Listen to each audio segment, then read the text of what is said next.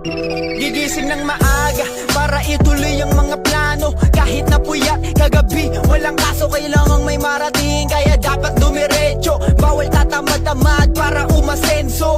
Sariling sipag lamang ang puhunan ko. Schedule ko walang bakante para jeep punuan ko. Puro trabaho, kaya masarap yung nasa plato. Nakakapagod man at least may pera sa bangko. Huwag mainip, magtiwala ka sa proseso. Para ka lang bumubuo ng may kwenta na kwento. Mga hadlang parte lang yan ang pagangat mo.